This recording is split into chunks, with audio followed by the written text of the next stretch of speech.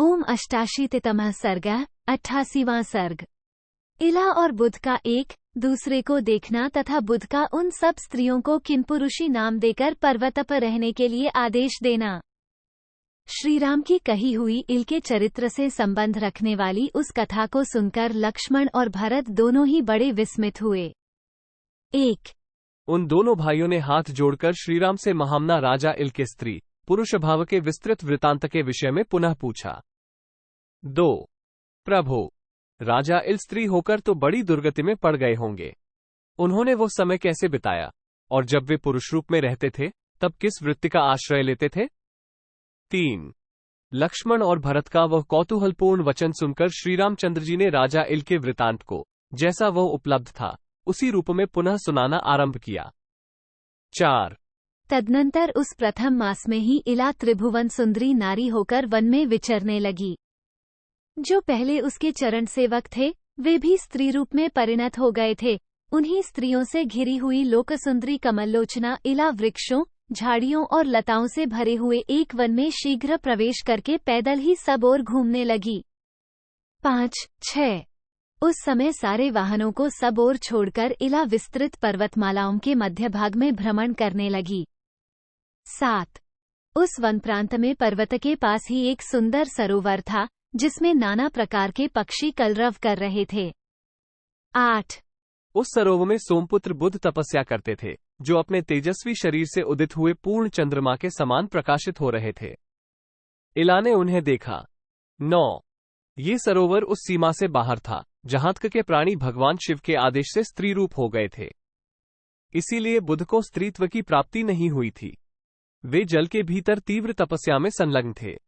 उन्हें पराभूत करना किसी के लिए भी अत्यंत कठिन था। वे यशस्वी, पूर्णकौम और तरुण अवस्था में स्थित थे। 10 रघुनंदन उन्हें देखकर इला चकित हो उठी और जो पहले पुरुष थीं, उन स्त्रियों के साथ जल में उतरकर उसने सारे जलाशय को क्षुब्ध कर दिया। 11 इला पर दृष्टि पड़ते ही बुध कामदेव के बाणों का निशाना बन गए। उन्हें अपने तन मन की सुध न रही और वे उस समय जल में विचलित हो उठे। 12 इला त्रिलोकी में सबसे अधिक सुंदरी थी। उसे देखते हुए बुध का मन उसी में आसक्त हो गया और वे सोचने लगे, ये कौन सी स्त्री है जो देवाडगनाओं से भी बढ़कर रूपवती है। 13 न देववनिताओं में, न नागवधुओं में, न असुरों की स्त्रियों में और न अप्सराओं में ही मैंने पहले कभी कोई ऐसे मनोहर रूप से सुशोभित होने वाली स्त्री देखी है। यदि ये दूसरे को ब्याही न गई हो तो सर्वथा मेरी पत्नी बनने योग्य है। ऐसा विचार वे जल से निकलकर किनारे आए।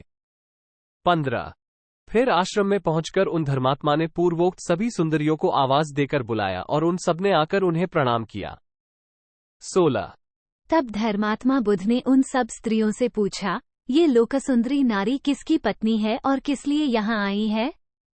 ये सब बातें तुम शीघ्र मुझे बताओ।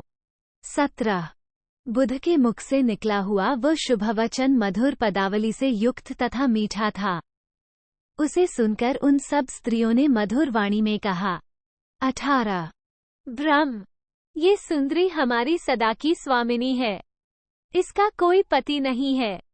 ये हम लोगों के साथ अपनी इच्छा के अनुसार वन प्रांत में विचरती रहती है। 19 उन स्त्रियों का वचन सब प्रकार से सुस्पष्ट था। उसे सुनकर ब्राह्मण बुध ने पुण्यमयी आवर्तनी विद्या का आवर्तन स्मरण किया।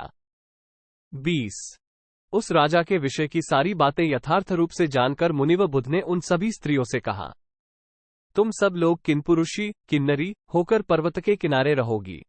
इस पर्वत पर शीघ्र ही अपने लिए निवास स्थान बना लो। 22 पत्र और फल मूल से ही तुम सबको सदा जीवन निर्वाह करना होगा। आगे चलकर तुम सभी स्त्रियां किन्पुरुष नामक पतियों को प्राप्त कर लोगी।